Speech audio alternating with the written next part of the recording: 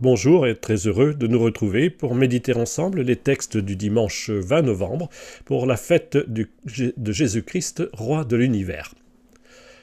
Décidée par le pape Pie XI en 1925, la fête du Christ roi devait promouvoir le règne du Christ dans la société civile. Fêtée au mois d'octobre, elle avait un but autant politique et social que religieux. Après le Concile, l'Église catholique a voulu transformer en profondeur le sens de cette fête. On en a aussi changé la date. Désormais, elle se situe tout à la fin de chaque année liturgique. Symboliquement, elle projette les croyants à la fin des temps, le jour où le Christ rassemblera l'humanité. La fête du Christ roi est ainsi devenue fête du Christ roi de l'univers. En vérité, la royauté du Christ prend sa vraie source dans la mort de Jésus sur la croix, comme l'exprime avec force la préface de ce dimanche. Écoutons-la. Tu as consacré, prêtre éternel et roi de l'univers, ton Fils unique, Jésus-Christ, notre Seigneur, afin qu'il s'offre lui-même sur l'autel de la croix, en victime pure et pacifique, pour accomplir les mystères de notre rédemption, et qu'après avoir soumis à son pouvoir toutes les créatures, il remette aux mains de ta souveraine puissance un règne sans limite et sans fin, règne de vie et de vérité, règne de grâce et de sainteté, règne de justice, d'amour et de paix. C'est bien ce mystère du salut que nous font méditer les textes proposés ce dimanche. La première lecture relie Jésus au roi David. Dans la deuxième lecture, Paul nous donne de contempler le Christ en qui s'établit le royaume de paix sur la terre comme au ciel. Enfin, dans l'évangile de Luc, avant de mourir, Jésus réalise jusqu'au bout sa mission de salut en promettant le paradis à l'un des malfaiteurs. Découvrons d'abord la première lecture de ce dimanche. La vie et les exploits de David, le jeune berger devenu roi de Jérusalem, puis roi sur tout le peuple d'Israël, sont racontés dans les deux livres du prophète Samuel. Un premier roi nommé Saül a été rejeté par le Seigneur. Dieu envoie le prophète verser l'huile sainte sur le plus jeune fils de Jessé à Bethléem. C'est raconté dans le premier livre de Samuel au chapitre 16. Mais le vieux roi est toujours au pouvoir. Ce n'est qu'après sa mort que les 12 tribus choisissent David comme leur seul roi. Mais qui a vraiment choisi David ? C'est ce récit que nous raconte la première lecture, dans le deuxième livre de Samuel au chapitre 5, les versets 1 à 3. En ces jours-là, toutes les tribus d'Israël vinrent trouver David à Hébron et lui dirent « Vois, nous sommes de tes os et de ta chair. Dans le passé déjà, quand Saül était notre roi, c'est toi qui menais Israël en campagne et le ramenais. Et le Seigneur t'a dit « Tu seras le berger d'Israël, mon peuple, tu seras le chef d'Israël. » Ainsi tous les anciens d'Israël vinrent trouver le roi à Hébron. Le roi David fit alliance avec eux à Hébron devant le Seigneur. Ils donnèrent l'onction à David pour le faire roi sur Israël. On pourrait croire que ce sont les 12 tribus d'Israël qui choisissent leur nouveau roi. Mais ce n'est pas ce que dit ce récit. En réalité, c'est bien le Seigneur qui a désigné le jeune berger de Bethléem comme le berger, le chef d'Israël.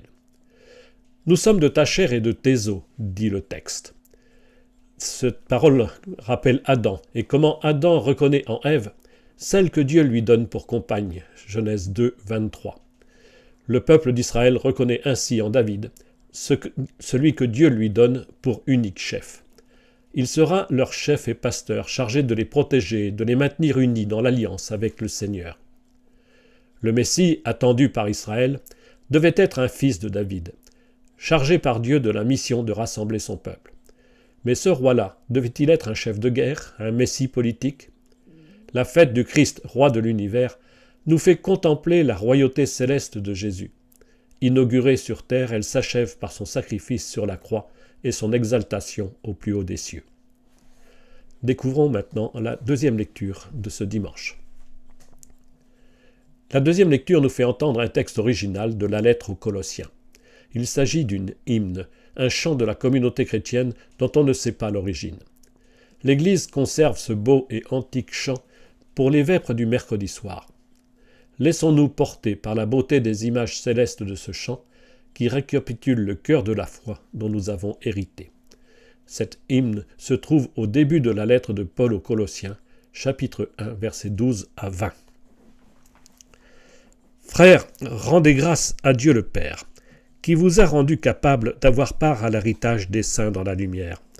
Nous arrachant au pouvoir des ténèbres, il nous a placés dans le royaume de son Fils bien-aimé. En lui nous avons la rédemption, le pardon des péchés. Il est l'image du Dieu invisible, le premier-né avant toute créature.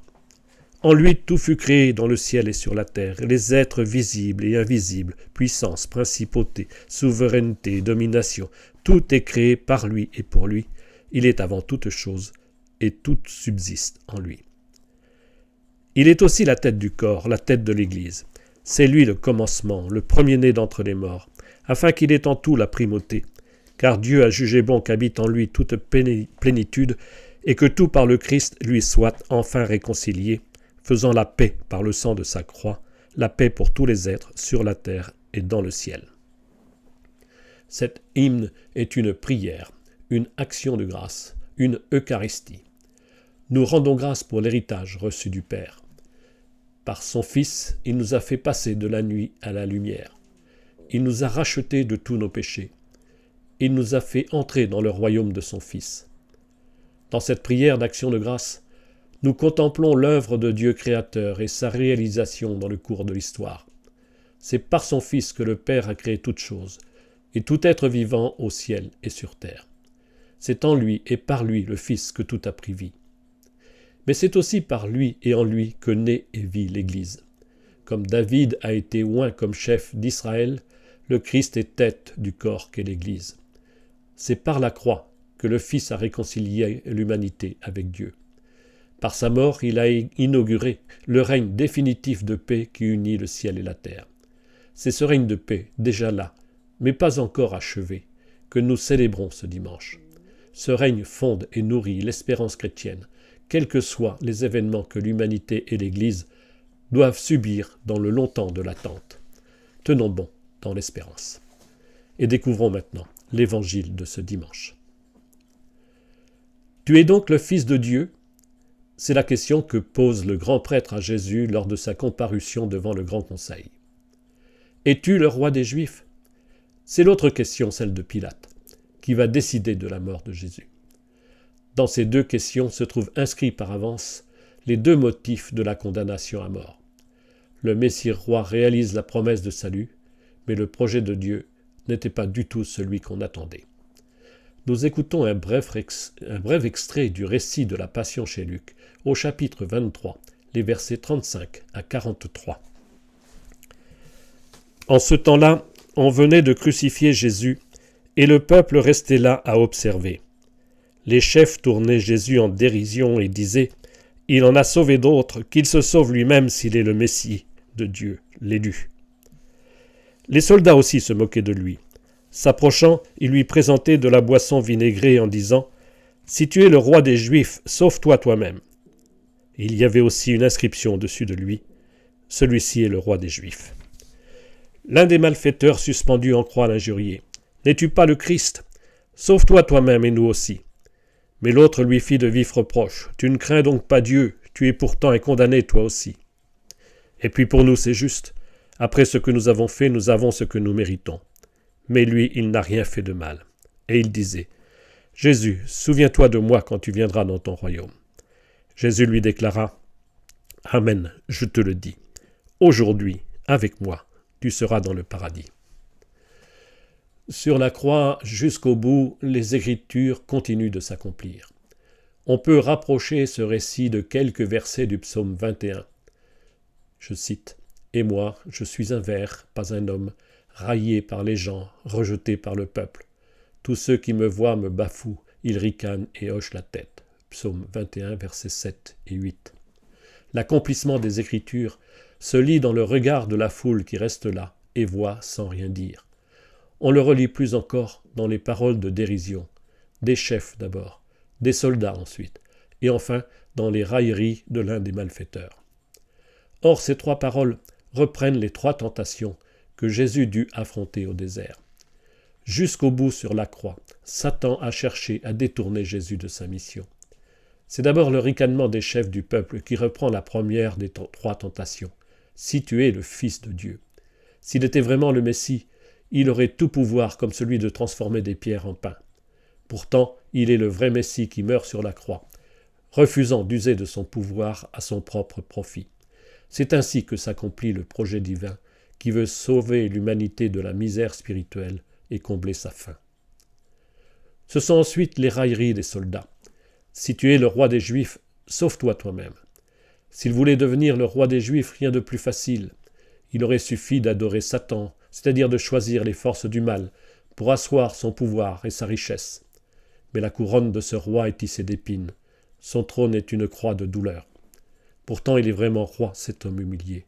Son royaume n'est pas de ce monde, quoi qu'en disent les criteaux fixés là par Pilate. C'est enfin le cri désespéré du premier malfaiteur. Si tu es le Fils de Dieu, sauve-toi toi-même et nous avec. Le Sauveur pourrait-il rester sourd à l'appel de cet homme en souffrance? Le Fils de Dieu n'est-il pas venu pour sauver? Alors un miracle de plus ou de moins. Mais le temps n'est plus à allumer par un miracle la lueur du salut sur le sombre horizon de l'histoire. L'heure est venue d'illuminer la nuit de l'humanité, d'une espérance qui transfigure les épreuves. Le véritable salut n'est pas pour ce monde-ci. C'est ce que perçoit dans sa foi naissante l'autre malfaiteur. Il reconnaît d'abord son propre péché. Le seul juste ici, c'est Jésus. Les deux autres ont mérité leur condamnation. La prière du malfaiteur exprime à Jésus la vraie foi. Il perçoit que le royaume de ce roi n'est pas de ce monde. À regard d'humanité, il sait sa situation désespérée, et pourtant il dit son espérance. Le salut n'est pas promis en ce monde, mais il l'attend dans le royaume à venir. Christ est vraiment le Fils de Dieu. Il a reçu du Père le pouvoir de tout réconcilier, faisant la paix par le sang de sa croix, la paix pour tous les êtres sur la terre et dans le ciel. Christ est vraiment le roi de l'univers. Par lui, le Père peut rassembler la totalité de la création dans le royaume de son Fils bien-aimé.